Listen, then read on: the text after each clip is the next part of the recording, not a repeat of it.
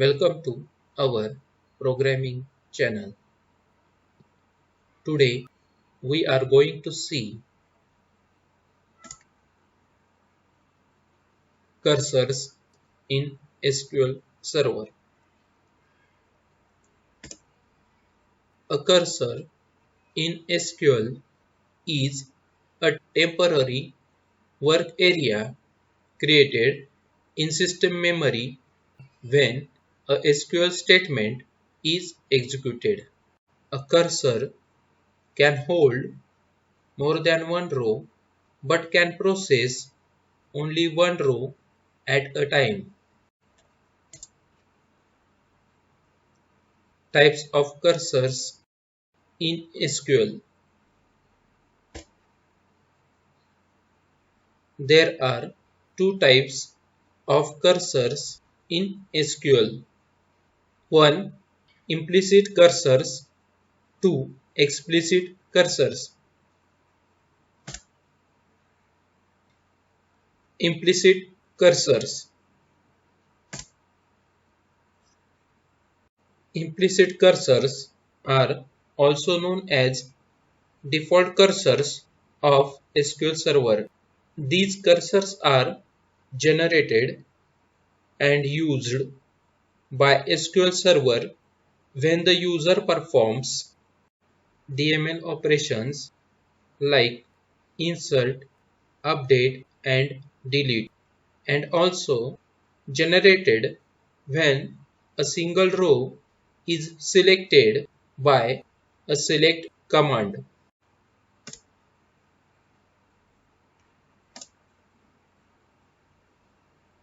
Explicit cursors. Explicit cursors are created by users whenever the user requires them. Explicit cursors are used for fetching data from table in row by row manner. This cursor contains more than one row, but only one row can be processed at a time. An explicit cursor uses a pointer that holds the record of a row. After fetching a row, the cursor pointer moves to the next row.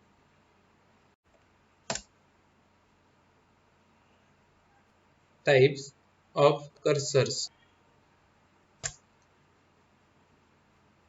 There are four types of cursors which SQL Server supports. Static, dynamic, forward only, key set.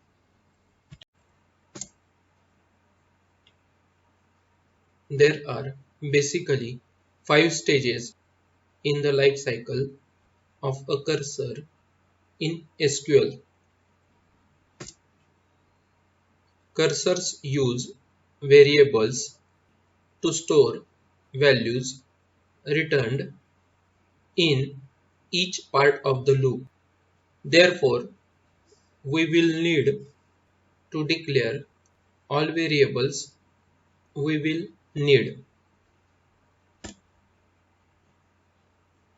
First stage is declare,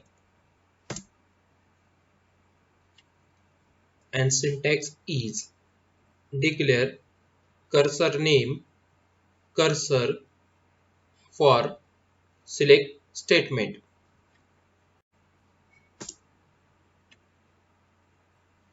We will declare a cursor with specifying name of cursor after declare keyword and also define the query related to that cursor.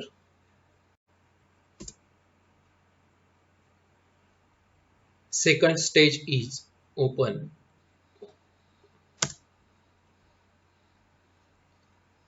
Syntax is open cursor name.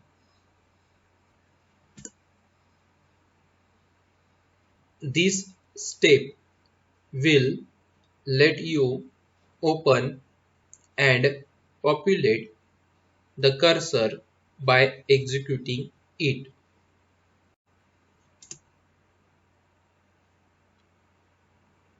Third stage is fetch. Syntax is fetch next from cursor into variable list.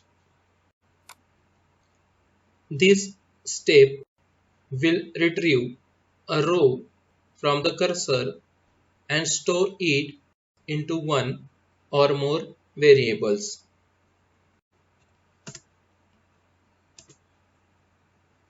While fetch status is equal to 0, begin fetch next from cursor name.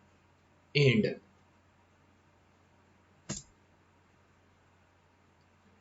Fetch status function returns the status of the last fetch statement that was executed against the cursor. In case this function returns 0, then it means the fetch operation was successful.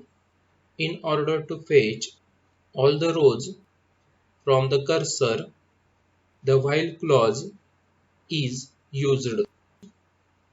If the condition holds, you will enter the loop begin end block and perform statements inside that block. Fourth stage is close. Syntax is close cursor name.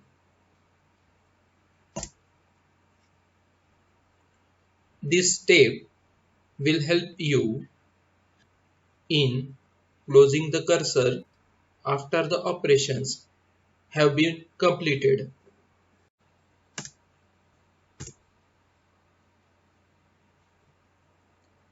Fifth stage is deallocate.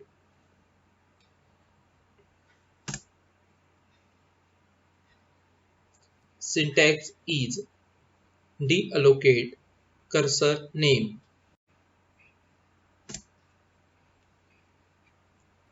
This step will help in deallocating the cursor.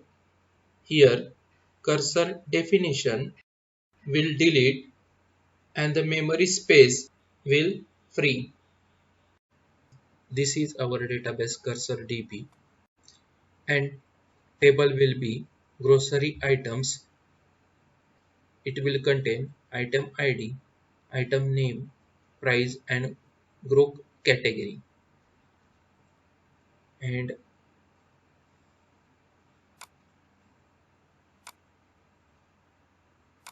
table is created.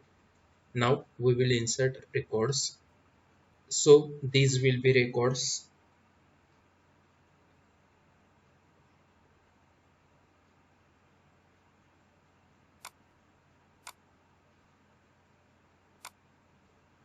Now records are added.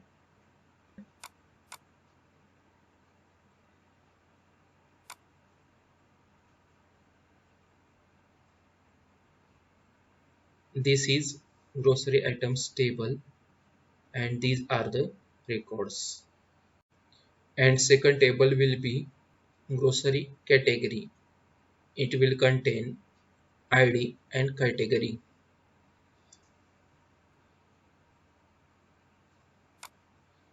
Table grocery category is created and these will be the records.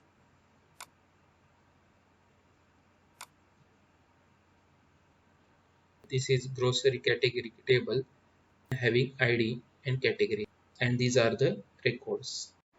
Now we will see with example how to create and use cursor in SQL Server. First, we will declare variables.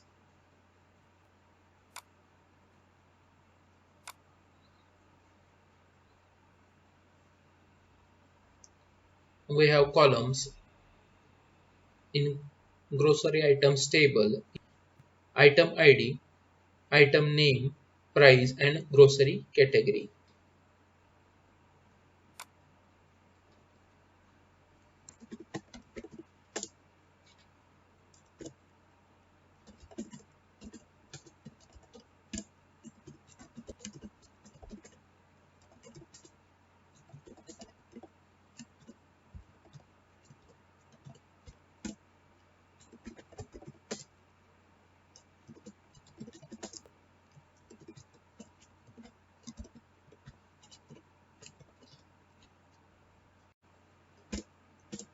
Now we will declare cursor.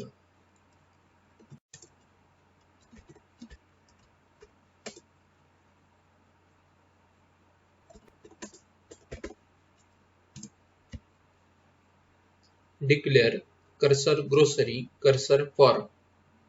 This is cursor name which is present after declare keyword.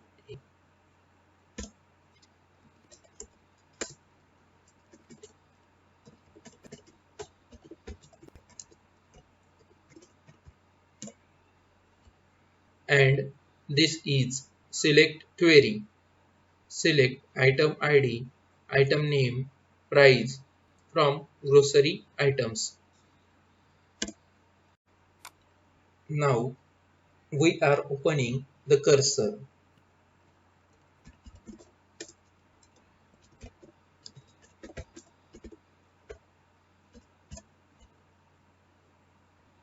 Open cursor grocery and fetching the record.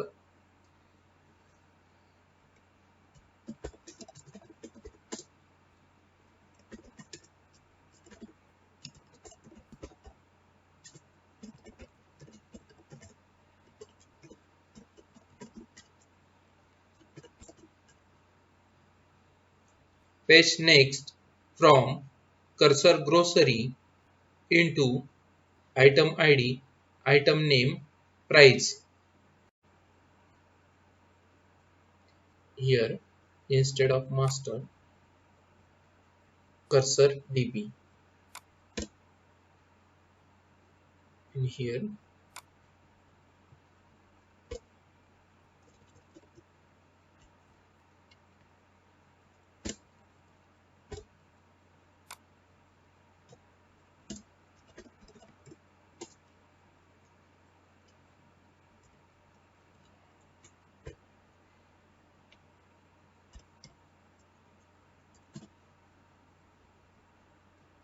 now we have taken while loop and here fetch status function.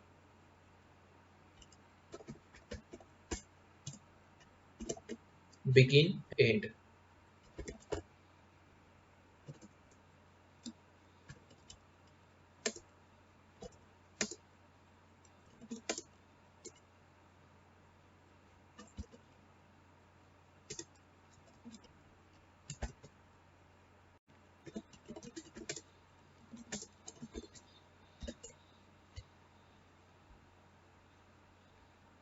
Print item name has price, cast price as varchar. And copy this and paste here. After fetching all the records, close the cursor.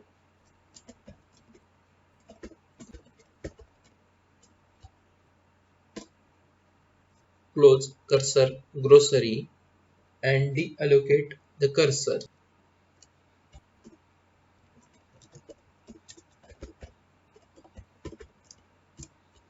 Deallocate cursor grocery. Now select all these lines and execute.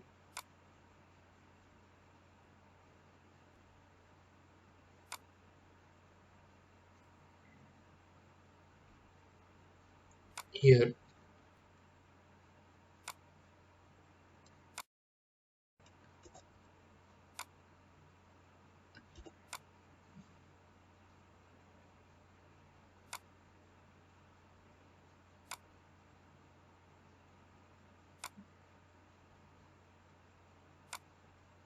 Now we get this result.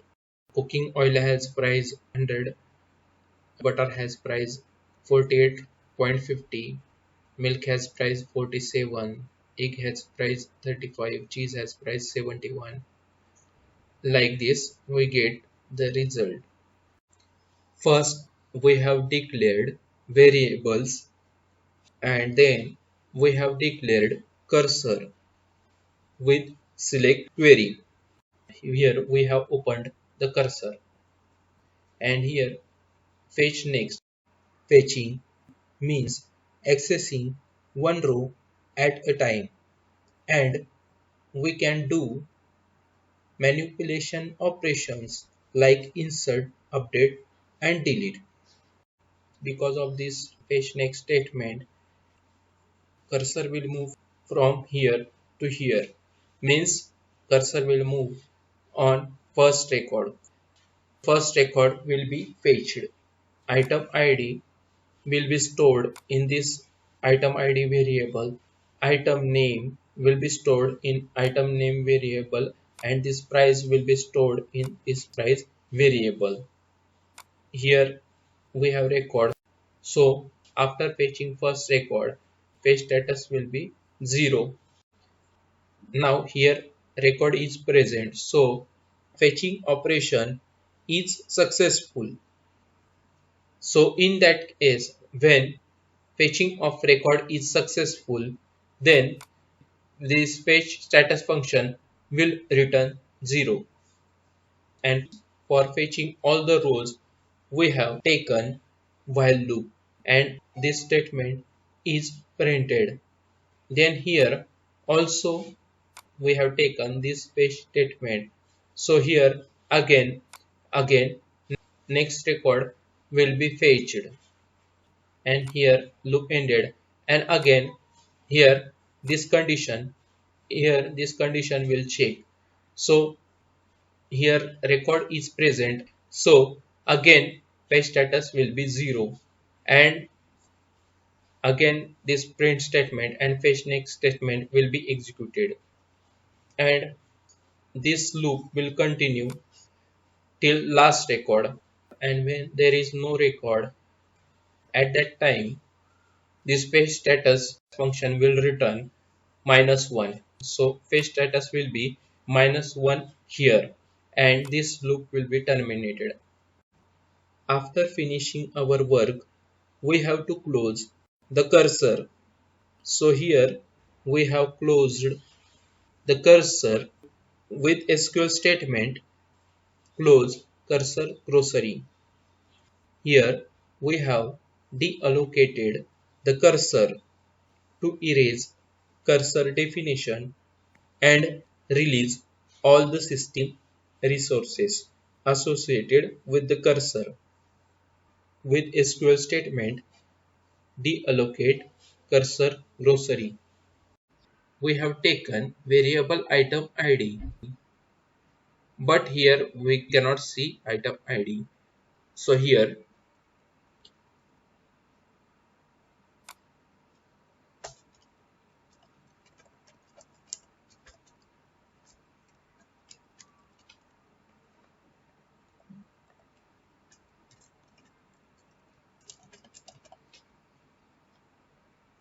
print item ID is equal to cast item ID as varchar, and if we execute,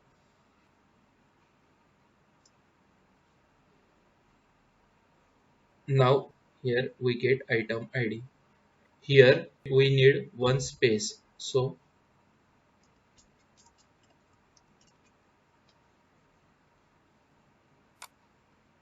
and now if we execute,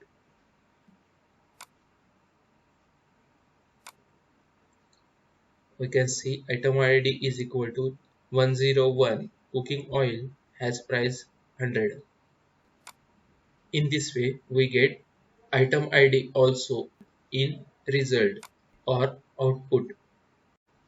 This is part 1, and we will see more examples of cursor in part 2. Today we have seen what is cursor, how to create and use cursor in SQL Server. That's all for part 1 of cursor in SQL Server.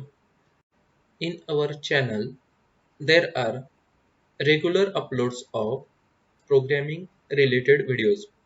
So for latest updates, please subscribe the channel and like and share videos. Thanks for watching.